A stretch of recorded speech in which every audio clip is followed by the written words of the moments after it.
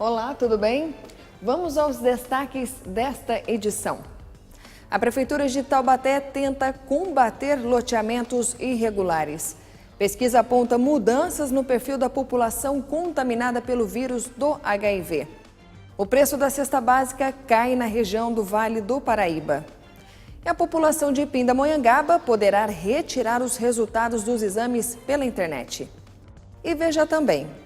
A região metropolitana do Vale do Paraíba deu um salto qualitativo aí na questão do combate à mortalidade materno-infantil. Hoje a doutora Estela Zoner está aqui conosco, vai falar sobre o tema e dar recados importantes para você na prevenção, né? No combate a esses mosquitos terríveis que transmitem tantas doenças. Já, aqui.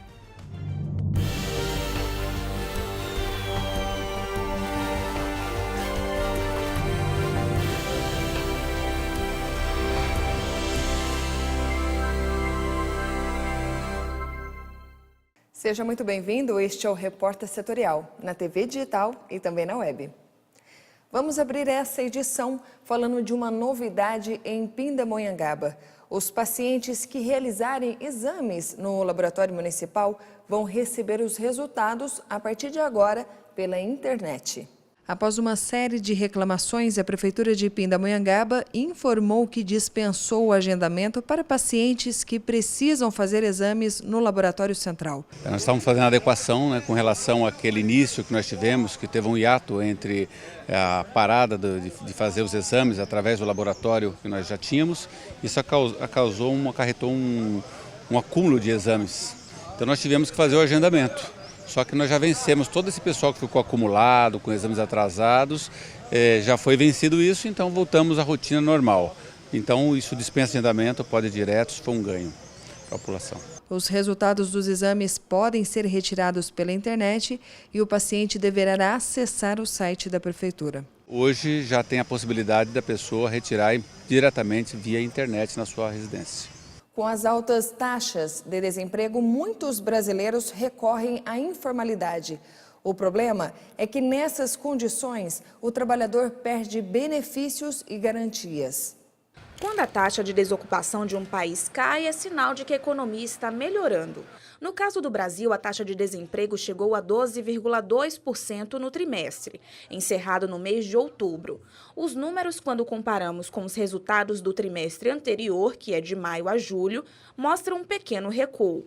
Só que o problema é que muitos desses trabalhadores exercem atividades informais, sem registro em carteira, sem o pagamento do INSS, sem auxílios. Desde abril, quando o mercado de trabalho voltou a se reaquecer, 75% dos postos de trabalho eram informais. Entre abril e outubro, mais de 2 milhões de vagas de emprego foram criadas e, deste total, cerca de 1.700.000 vagas eram sem carteira assinada. Então, se nós pegarmos os subempregos mais os desempregados, ultrapassa 22 milhões. Então, o que nós precisamos é trazer essas pessoas que estão também no subemprego para os empregos formais, ou, eventualmente, estimular essas pessoas a serem empreendedoras. Nesse período de crise, com altas taxas de desemprego, muitos brasileiros recorreram à informalidade. Mas Fred decidiu fazer o contrário. Ele decidiu formalizar a sua empresa. No Brasil é realmente muito difícil você já abrir um negócio formalizado. A carga de tributos, a carga de impostos que incide dentro de um negócio novo, quando você decide formalizar ele certinho no início, ela é bem pesado. Só que como a gente tem uma previsão de crescimento grande, uma previsão de aumentar o nosso negócio, então para nós era quase certeza que a gente teria que abrir o negócio já formalizado para poder trazer as pessoas certas, para poder fazer os investimentos corretamente. A empresa de Fred já tem 2 anos no mercado e, além de ter sido uma maneira de retornar ao mercado de trabalho, ele ainda foi um gerador de novas oportunidades. É um motivo de satisfação ver todo mundo hoje podendo ter o seu rendimento, a gente conseguindo proporcionar uma certa qualidade de vida para as pessoas e podendo também desenvolver aquilo que as pessoas não conseguiam fazer em outras empresas. Uma startup, ela naturalmente tem muita oportunidade. Uma startup que cresce tem oportunidade em dobro. Então é muito gratificante ver esse crescimento das pessoas também que estão com a gente. E para quem não pode abrir uma empresa como a do Fred, ser um microempreendedor individual é uma boa alternativa. Na verdade, o principal objetivo do microempreendedor individual é a questão da inclusão social hoje, né? Nem tanto pelas facilidades, mas é por conta da inclusão, para que a pessoa possa ter alguns benefícios, como, por exemplo, ela pode ter previdência, ela pode ter algum tipo de auxílio na questão se ela estiver grávida por um determinado tempo, ela tem auxílio maternidade, a questão, né, de uma segurança na área médica.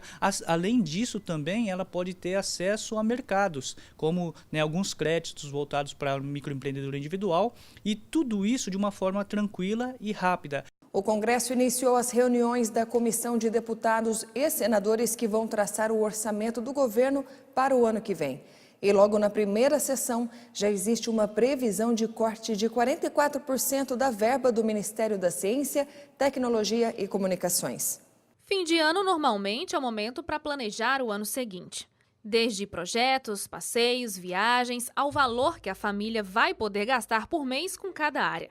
No governo não é muito diferente. Só que isso é debatido entre os parlamentares. Muita gente acha que as verbas são mal divididas, que o Planalto deveria investir menos em certas áreas e mais em outras.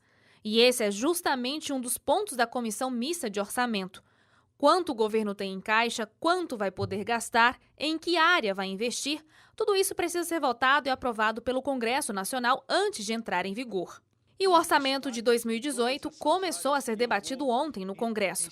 Cada relatório trata de uma área, como, por exemplo, educação e cultura, saúde, defesa e justiça. Alguns pontos dos relatórios não agradaram muito os parlamentares. O Ministério de Ciência, Tecnologia e Comunicações, por exemplo, deve sofrer corte de 44% no orçamento em relação a 2017, caindo para 40 milhões. No Ministério da Integração Nacional, 892 milhões de reais estão previstos para as obras de integração do Rio São Francisco. A discussão e votação dos relatórios vai seguir ao longo da semana. A proposta de lei orçamentária precisa ser aprovada pelo Congresso e enviada para a sanção presidencial até o fim do ano legislativo, no dia 22 de dezembro. Corredor elétrico vai cortar a região do Vale do Paraíba e conectar São Paulo e Rio de Janeiro. 2 concessionárias vão investir mais de R$1 milhão para construir o primeiro corredor elétrico. O objetivo é atender a frota de veículos elétricos até o final do primeiro trimestre de 2018. E a indústria brasileira cresceu 5,3% em outubro na comparação com o mesmo mês do ano passado.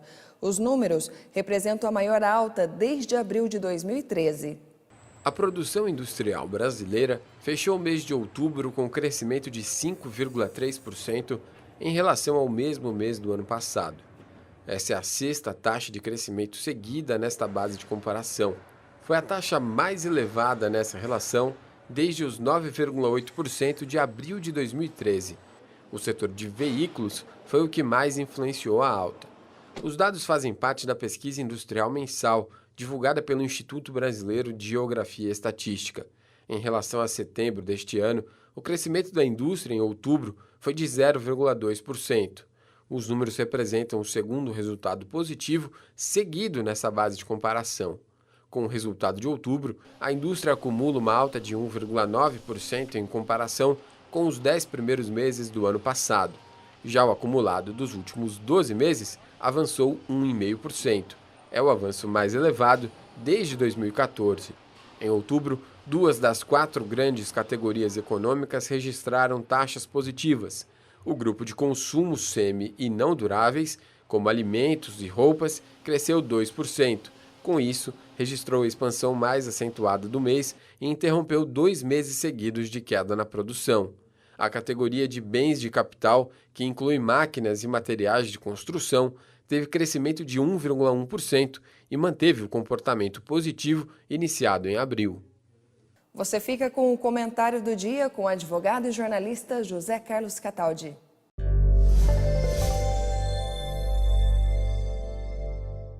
Amigos, a Polícia Federal pode ter chegado a um novo veio nutricional do crime organizado no Rio de Janeiro ao prender 3 tenentes da Marinha que estavam sendo mulas para transportar um mini arsenal de munição e armamentos pesados, como 2 carabinas 12 milímetros e 3 pistolas 9 milímetros, todos raspados, né? Exatamente para favorecer aos criminosos. Uma loucura isso, né? O 6º Distrito Naval, lá em Ladário, informou que os militares são do Rio de Janeiro, não do Pantanal, mas que houve interferência do comando para a questão, tendo em vista que o crime ocorreu no Mato Grosso do Sul. Os militares presos estão na Polícia Federal em Dourados, mas o crime pode ser tipificado como crime militar, o que devolverá a apuração às autoridades navais. No Rio de Janeiro, a Polícia Federal investiga para saber quem era o destinatário dessas armas, provavelmente os traficantes. Mas ainda vai ser apurado e detalhada essa questão.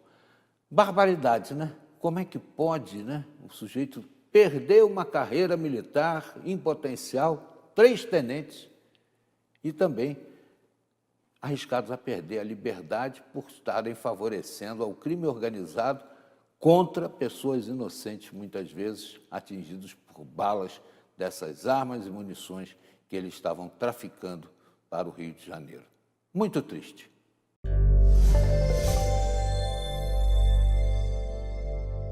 Segundo um novo estudo, a depressão é tão ameaçadora para o coração quanto o colesterol. De acordo com a Organização Mundial da Saúde, 350 milhões de pessoas sofrem com a doença mais incapacitante no mundo todo. Por isso, é bom ficar atento. Que a depressão é um fator de risco para doenças cardiovasculares, a medicina já sabe.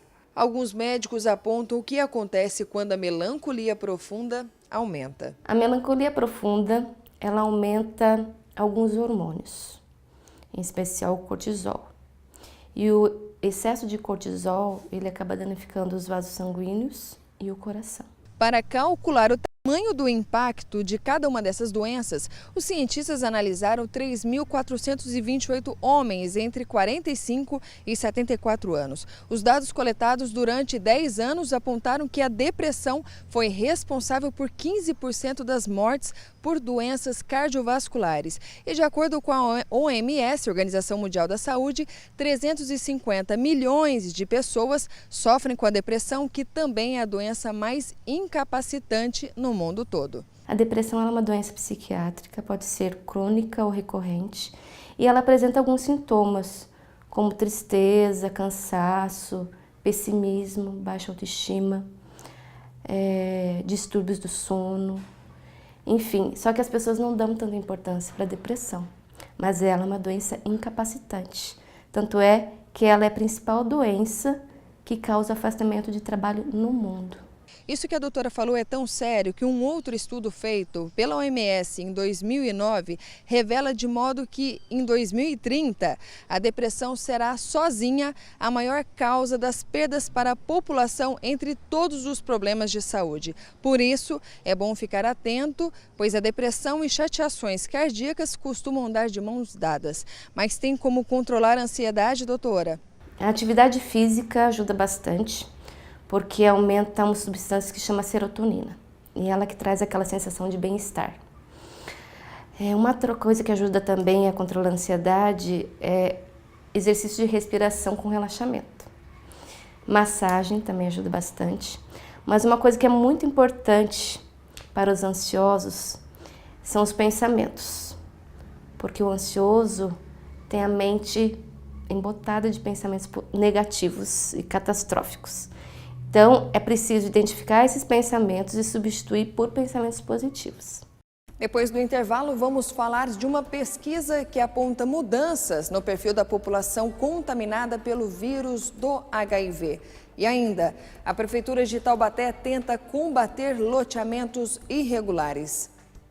O Repórter Setorial volta em instantes.